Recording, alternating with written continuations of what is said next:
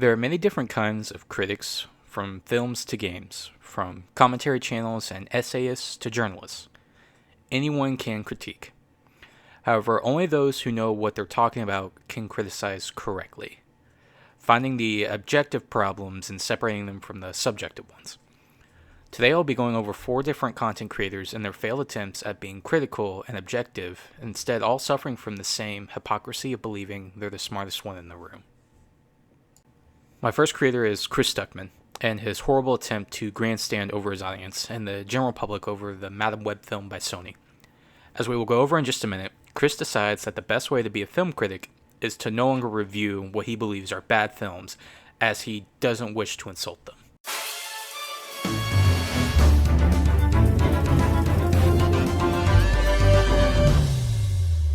So I just saw Madame Web. There was no screening for it in my area. There were no late night showings before the day, so I had to go see it on Valentine's Day. And I thought to myself, probably not going to do a video for this one based off of what I've heard, since I do try to keep it mostly about film celebration on this channel. So right off the bat, from Chris's own implication, Madame Web is by no means a good film. Why? Simple. By saying he doesn't want to bash them, and he's only about spreading positivity, he is implying that Madame Web is so bad of a film that he can't bring himself to review it, as it will go against his moral stance. Chris, you idiot. You just heavy-handedly bashed Madame Web with your stupid argument on why you won't review it. In the case of Madame Web, this movie was put out by Sony in association with Marvel, probably not to the level of association that Tom Holland's 3 Spider-Man movies were. This video is inspired by essentially every live-action film that Sony has had some involvement in since Spider-Man 3 in the Spider-Man verse, that being Spider-Man 3, The Amazing Spider-Man 1 and 2, Venom, Venom Let There Be Carnage, Morbius, and Madame Web. Since it got pushed back due to the strikes last year, none of us got to see what Sony did with Kraven the Hunter, but we will this year, so I can't really comment on whether or not Sony treated that property with respect. Chris, what the hell does that mean? What do you mean by with respect? And your tone upon the question, as well as your body language, suggests they didn't treat the others with respect. And since you're suggesting Madame Web is within the group, you're once again implying, by not speaking, that Madame Web wasn't a good film. And since you're suggesting Madame Web is within the group, you're once again implying Madame Web, by not speaking about that film, wasn't a good film. You were literally dumb, Chris. Folks, this is not how you critique, nor how you should go about this sort of argument. If you didn't like something, just say it, or leave the topic alone. Subtly dissing over and over again while trying to moral grandstand is such a Drake thing to do, and makes you come off as weak in your position.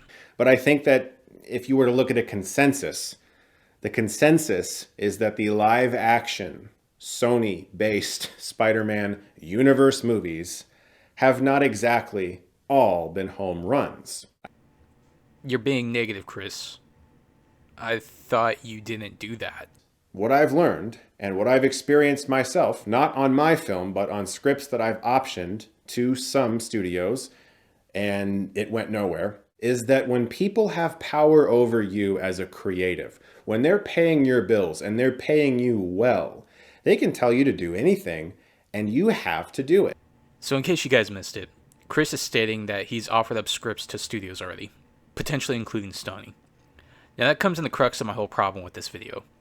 Chris Stuckman is refusing to bash a film outright because he himself is trying to grandstand he is about positivity, but constantly subtly bashes the film, while at the same time admitting that he is trying to get into that same line of work. So of course he's not going to go out of his way to publicly bash films if he himself is trying to be a part of that system, be a part of the same line of work as those people. Characters, when they can tell you what to do and you got to do it, it doesn't matter if you think it's insane. You have to find a way to make it work. Now, I'm not saying that's what happened on Madame Web and Morbius and all these movies, but I would not be surprised. I care so much about the filmmaker experience, and I am so aware of how crushingly difficult it can be to make a film. But I also care a lot about the audience, and I want people like myself who go to these movies to have a good time and to feel like they invested some of their money into something that gave something back to them, that inspired them in some way or made them just happy for a couple hours. And Sony and their treatment of these characters seems to be doing the exact opposite. So what are my solutions for this? It's the same solution I've said for a couple years now, because I've started to make more discussion-based videos about the industry and how we can communicate with them and get better films and start to enjoy the theater-going experience more, and not just hope that a great film like Godzilla Minus One comes out of Japan. Pay for movies that are good. Keep paying for movies that are good. That's the only way that we can turn the dial to where it needs to be. And that is why, guys, he won't review Madam Web, because he wants to review good movies. He won't say anything about the film, because he wants to say nice things. And his answer to bad films and studios is to go see a good one, suggesting once again that Madam Web isn't. Chris, you are an idiot. Stop saying you should only review good films, and that's why you're not going to review Madam Web, implying that it's a bad film, and then say, basically, that you're not about talking shit about bad films. You're literally deciding which films are good or bad based on what you review, and then naming which ones you won't review because you say they're bad films. Just stop.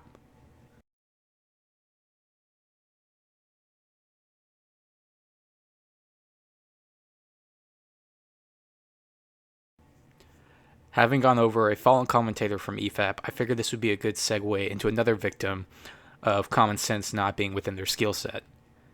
Doomer and his hot takes on both arcane and video game cutscenes were not only provenly wrong by his own standards, but his failure to accept defeat and instead argue and die upon his hill is, in my opinion, being the perfect example of how not to argue. He just because the conversation is going to be awkward if we don't say what happens. What? He kisses her on the lips. No, he doesn't. I don't think Yeah, so. he does. I'm almost certain he he does. doesn't. Timestamp. In this clip, Doomer sets up his argument that the two characters shown on the screen kiss. This is a wild claim to those who have seen the show, as the two characters are like a father-daughter-like relationship within it. However, his same claim is proven false by the group, going back and watching the scene he is referring to. Alright, chat, we need a detour because we gotta find the answer to this question. We can go on. I'm looking right now, and I'll let you know. No, you put it in my head. It's too late. I don't even know what episode it is. It's in I'm trying to episode find five. episode 8. You're talking about the river scene where he lowers her into the river? Yeah. That's in episode 5. They do not kiss. I just watched it. Yeah, they don't kiss. Like, I guess I could see a universe where you thought for a moment they kissed. They come about 2 inches, 3 maybe away, but that's just not a kiss. That's a lean in. Oh, so you're the kiss police, are you? I definitely am. We destroy art and love. Yeah, Rags is my kiss sergeant. He'll definitely ensure that I get. Sergeant. Okay, maybe this is all that I was remembering. It looks pretty romantic to me, but okay. He's leaning into I'll check lay the it other. down. The fuck are you talking about? Within that last slip, we have the first red flag, being proven wrong about the kiss scene, not actually happening. Doomer quickly shifts the goalposts for the first time. Now, it's not bad because they kiss, but they seem romantic, thus making the scene weird. Moving on from his take on Arcane, I wanted to just, set the base on it as the first becomes the start of Doomer's inevitable crash. Yeah, like I'm a massive. I hate cutscenes, dude. I hate them. You hate cutscenes? cutscenes? So many cutscenes. No, Well, I can't I stand mean, cutscenes. I don't care about Hold story on, in video games. I just explain wanna play. yourself. And with that little snippet, we have Doomer's second hot take. He hates cutscenes in games. Now, I have no real problem, and that's fine that he can say that. He hates cutscenes. But then he does something, in my opinion, is stupid. He pulls out an example of a good story with cutscenes in it, in the game, and as his first response, instantly chopping down the legs he is standing on. You played. What games have you Most played? games barely have a story. You're Yeah, full of but- shit. Majority of games barely have a What story game? at all. Could That's you, a fucking what games story you- to Zelda what- or fucking what- Mario. Like, I mean, Sorry. Jack yeah, shit. Nintendo. That's one company. It's pretty funny that All right, you. I'll- What I'll- games I'll- have you played this year? Out of curiosity. let's crank up Steam. I'll go down my fucking Steam list. Dude, Crank Steven it up. has a good story. Crank up Okay, New Steam. Vegas. New Vegas has a good story. man. Wow, so your statement is invalid already. Nice. Yeah, GG. First thing Got you him. saw. Get fucked. In that last clip, the gang gives numerous examples of environmental storytelling or games that don't have cutscenes, and Doomer continues to counter with either "I've never played that" or "give me a different example," unwilling to admit that he's already ruined his own argument. This, ladies and gentlemen, is what we call doubling down. Another point I'd like to point out is, with this argument, Doomer once again has already moved the goalpost, just like he did with Arcane. Now it's no longer about cutscenes, now it's just about storytelling, and he doesn't like that. So when they give him examples, he says, "Oh, I've never seen that," or "give me something I've seen." Once again, moving the goalpost. You never played a video game with a everybody. story. What you said is you've never played a single video game with a story you've given a shit about. What does that mean?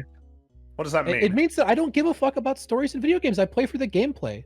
I don't like. If I want a story, I'll watch a movie or read a book. I won't play a video game. Then why did you my then fucking get to God. go through your like Steam list to talk about good or bad like stories in And video games? immediately you saw Because I games- asked him to. New Vegas is loaded You act with like good that was a completely fucking insane statement. So I'm like, okay, fine. I'll go check. And I found one. There's New Vegas has a pretty good story. I don't see a That was single like the other one first here. game you even I know, mentioned. but Do you know that it's experiencing an the story indicator through of gameplay. low Have you IQ never played a game individuals without that can't cutscenes? Engage with hypothetical.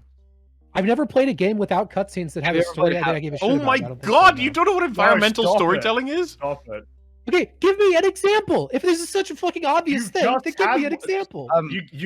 You gotta stop doing that. Like you just got given an example. Okay, have you ever? without Have you I ever haven't played that game. I'm gonna give you an So- example right. Have you ever played any survival horror game in which you see a trail of blood leading around a corner? I've like literally never played a horror game. Oh I my don't God. like when you shout. Like that.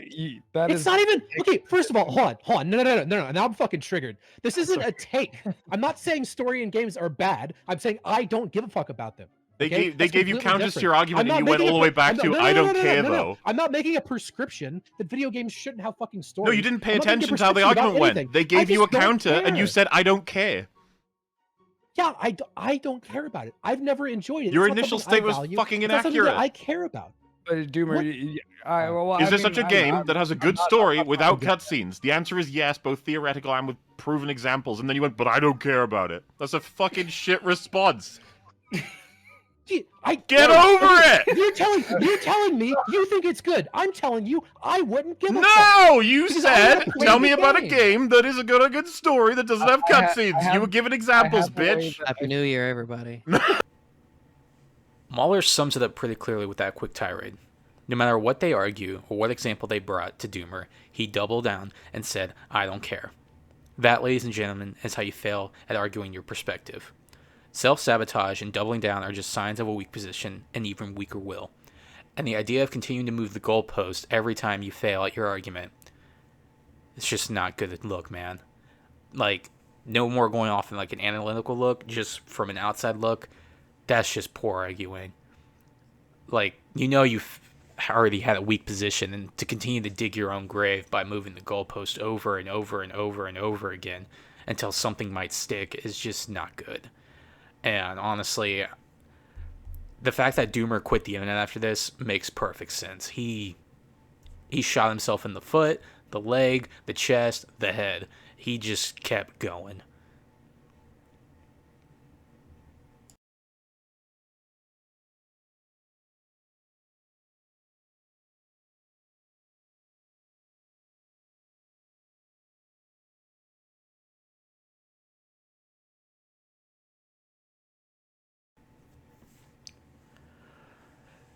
And then finally, for the last creator/creators, I wish to talk about is Red Letter Media and their attack on Star Wars theory for his love of lore. This happened during the release of The Acolyte and the drama of Ki-Adi-Mundi's age being changed. Now, if you've seen my last State of Decay video on Star Wars, you'll know I didn't quite have a problem with that, but others did, and again, that's okay. My problem with Red Letter Media is how you'll see in their own clip, they admit to feeling the same about Star Trek.